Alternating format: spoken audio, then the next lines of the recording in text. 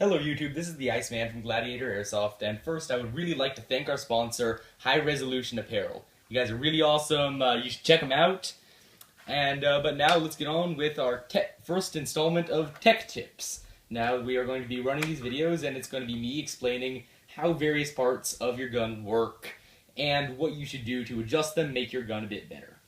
And today is going to be hop-up, which is probably one of the most underrated parts of the gun, because it's more important to accuracy than really anything else, even inner barrel. Yeah, because you might install a 6.01 tight bore inner barrel, think you'll have perfect accuracy. You haven't adjusted your hop-up, you're going to be missing the target 99% of the time. You'll just have to be lucky to hit it. And now here is a diagram of the hop-up, because if we want to understand how it works, we first got to know, well, basically what it looks like. And so here is where the BBs are fed from the mag into the gun, and they go up here, and then air from the cylinder fires through the back of the hop-up, right here, and pushes the BBs into the inner barrel.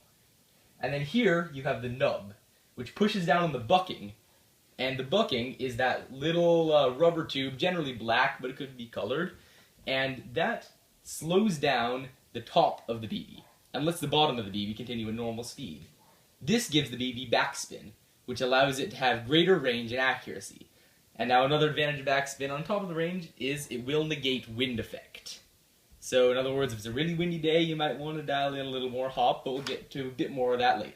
Alright, now that we've gone over what the hop-up is, now let's go over where you adjust it, why, when. And now the point of hop-up is to help hit your target. These would be the targets, and this is the point you're firing from. What it does is allow backspin on the BB to help keep the BB up in the air. Think it's trying to climb a bit higher, which as the BB loses velocity, it will try to drop, so that climbing higher, we'll think of it like that, really helps increase your range. And now, you can see here is an example of if you don't have enough hop, the BB will go a normal path and then it will just drop short of the target. And what you'll do then is you will pull back the bolt on your gun, if it has a bolt that you can pull back. Some of them don't, but most do. And then there will probably be a wheel of some sort that you can turn in there. And the instruction booklet in your gun will tell you which way to turn it for more hop, which way to turn it for less. There's no universal method for guns, but you find whichever way you would turn it for more hop, and then you put a little more in. Then you try another shot, and let's say it lands here. Alright, you need a little more hop. Then you try again, you fall just short of the target. Teeny bit more hop, then you hit it. And you won't fall short, and you'll have the range, and it might help to preserve a tiny bit of velocity. It's not the main function of it, but it could happen. It could happen. But you could overdo it, and that means you'll have a trajectory sort of like this. BB's flying straight, and then it just curves up for seemingly no reason. And the reason for that would be it has too much backspin on it. You put too much hop on the gun. And then it'll often curve sharply up and then drop a little bit, because curving up takes a lot of velocity away, because it has to counteract gravity more than it normally would, so it'll just fall again.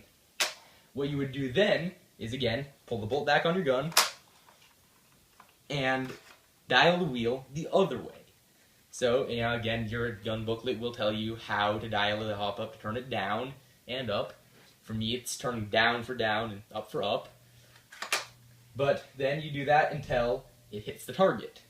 And, there are some scenarios where you might want a little bit of this. It's called overhop. A little bit of BB climbing. But that's very rare, and you shouldn't concern yourself with that until you really have the basics of it down. And I might cover that in another video, but for now, thanks for watching. Have fun. Be